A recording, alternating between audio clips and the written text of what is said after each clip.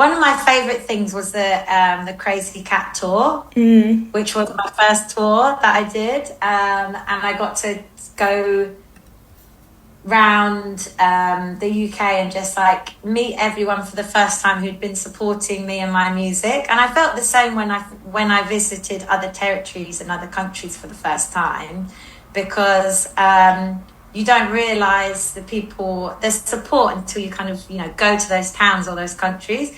So I think meeting Crazy Cats on the tour and around the world when I was like traveling doing promo for the first time on my first album meant the absolute world to me. So I think that was definitely my highlight. Yeah. So actually growing up, I listened to all the big singers that inspired, kind of like taught me how to sing, which were Mariah, Whitney, Celine, and I loved all the just big singers like Aretha, and I loved Stevie Wonder. I love all these people still.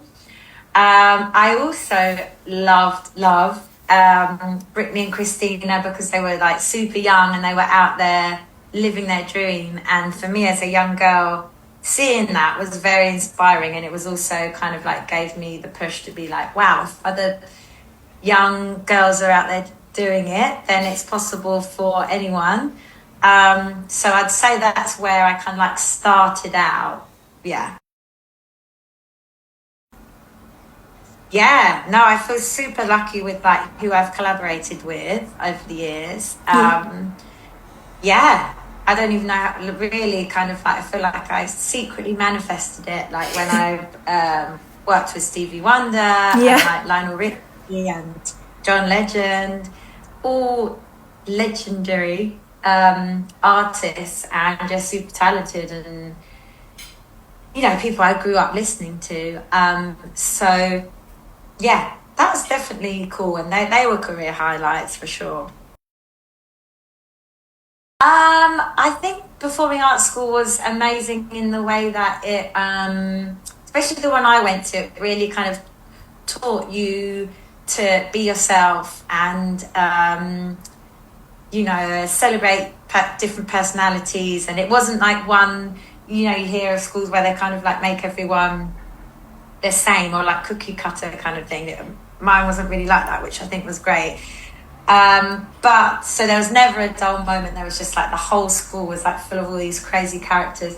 But also it really taught me a professionalism of the craft and of hardworking ethic with this career. And I think that in me has come from going to a performing arts school.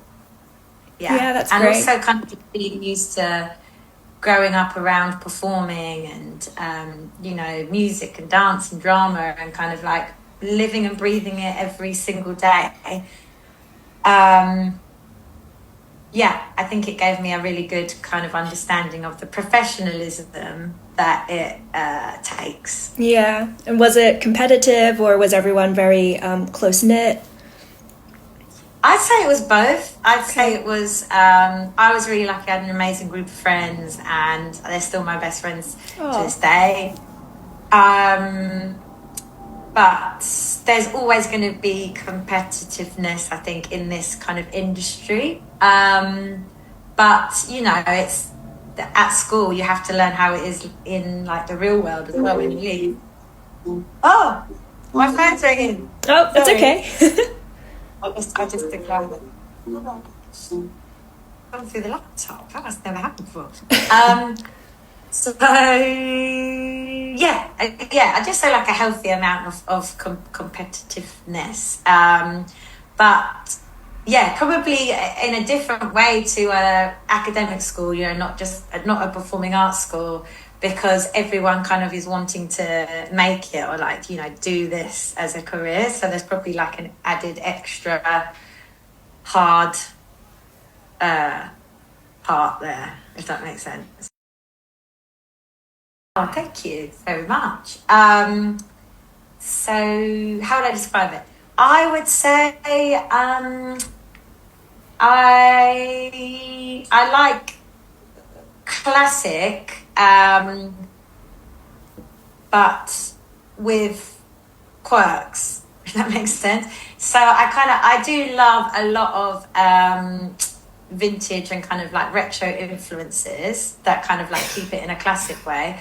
But I love individual style and quirks and little things that make it different.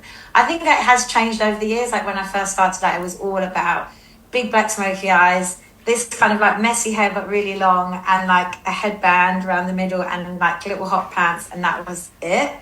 And loads of like bangles and bracelets and like loads of chains. I kind of like the idea of like being a bit indie hippie kind of thing, which I think as I always will have that at heart. But as I've got older, I've kind of like learned about less is more as well. But then sometimes more is good too. But I've got, I guess, more into like high fashion, and I love, like, I just got back from Couture Fashion Week in Paris, and nice. Scappa, like my all-time favorite. The show was absolutely incredible.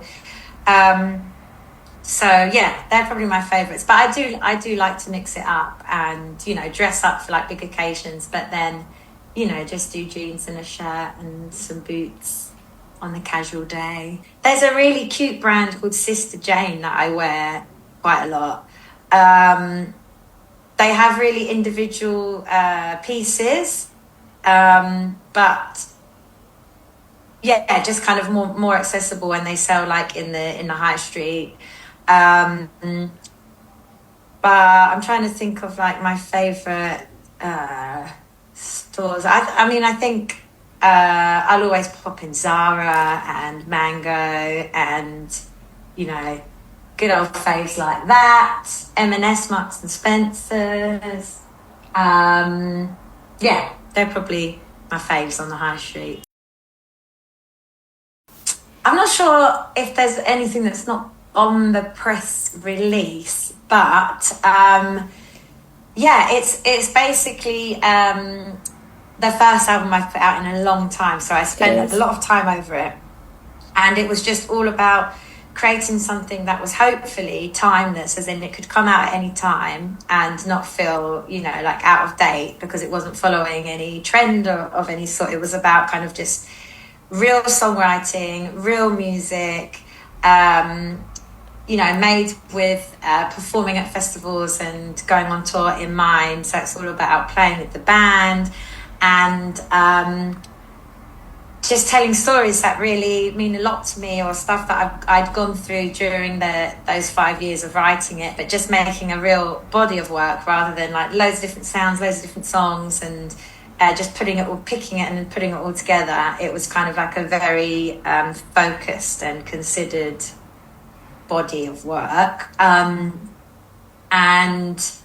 yeah, I've been so excited for it to be finally released, and yeah, and that it's out there. And now that I'm on this kind of trajectory of music, I just want to keep it going and not wait 10 years for the next album to come out. So we have a single, Show You Love, at the moment, and then there'll be another single after this and another single after that as well. So it's just, yeah, all focusing on the album. I always say to go to as many auditions and open mic nights, meetings, writing sessions as possible, because you never know where it might lead to. And one tiny baby step can lead to another, And then if you keep doing that, you will meet the right person along the way. That's what happened to me anyway. Also, keep showing up. Like, there's going to be millions of no's, but if you can't imagine doing anything else and it's in your bones, you just have to keep picking yourself up and going on to the next thing. Okay, you didn't get the audition. Okay, that's fine. Next thing. You might have learned something from it that will help you with the next thing, or you might not have learned anything at all, but you just move on to the next thing. And that's always helped me massively. I would also say I think that goes back onto the first thing, but writing as many songs as possible, performing at as many pubs or nights as possible to get that experience under your belt, because then you get so used to performing live, then when it comes to the big shows, you're not going to be nervous anymore. It would be the worst thing to have your first show as like a big show and, feel that pressure. But if you've got all that under your belt, then that will serve you well. And now times have changed so much since I started out.